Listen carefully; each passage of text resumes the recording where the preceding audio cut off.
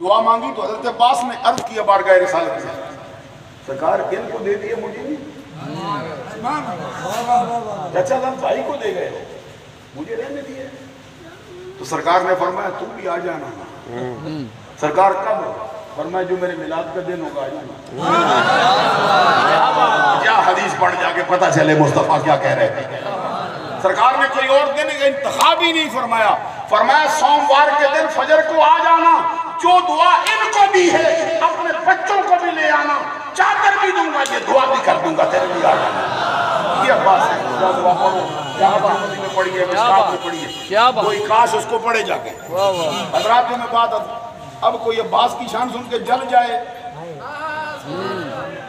मुझे समझ आती है, मैं चेहरे पढ़ जाता हूँ। ये नहीं आप समझे, मुझे पता ही नहीं चलता मैं चेहरे में क्या अंदर पड़ा है।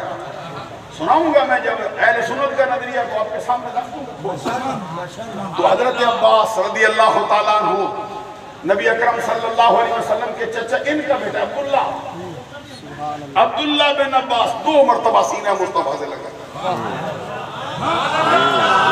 2 मरतबा सरकार के सीने से लगा, और दोनों मरतबा सरकार ने अलग अलग दुआएं की है उस शहजादे के बारे में। और हजरत अब्दुल्ला बिन अब्बास की जिंदगी कभी पढ़ो कि ये कौन शख्स है, कितना मर्तबा पाक। ये है वो बंदा जिसको हजरत अली ने अपनी खास शागिर्दी में ली है। अली के इल्म का पैकर है ये शख्स। क्योंकि मजमून मैं आगे बढ़ाना चाहता हूँ।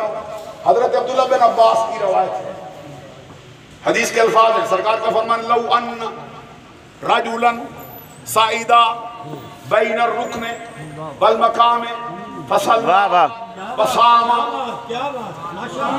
माशाअल्लाह। हदीस सुनो, लौ अन्न रजुलन साइदा बैन रुकन वल मकाम फसल्ला वसामा सुम्मा माता वहुवा मुबग़िदुन लिअहले बैत मुहम्मदिन दख़लन नार।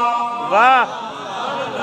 इस हदीस का मतलब ये, सरकार ने फरमाया अगर कोई बंदा अल्लाह की सच्ची मोहब्बत में डूब जाए और इतना डूबे कि उसके ज़ेरे असर पूरी दुनिया को खैराबाद कह जाए, अपना वतन छोड़े, अपना शहर छोड़े, अपना मुल्क छोड़े, अपना इलाका छोड़े, हर शय को ताके निसिया के हवाले कर दे, हर शय को पसे पुश डाल कर चूड़ छाड़ कर रब के घर खाना काबा में जाके आबाद हो जाए, और वहां पर कहां मकाम इब्राहिम और किसी एक रुकन के दरमियान उसकी सारी जिंदगी बीत जाए, और खाली बैठे बैठे न बीते, फसल्ला वसामा, नमाज़े पढ़ता रहे, रोजे रखता रहे, काबे के तवाफ करता रहे, हजर अस्वद के बोसे लेता रहे, सफो मरवा की सही करता रहे, मकाम इब्राहिम पर नमाज़ें पढ़ता रहे, इसी तरह उसकी जिंदगी बीते।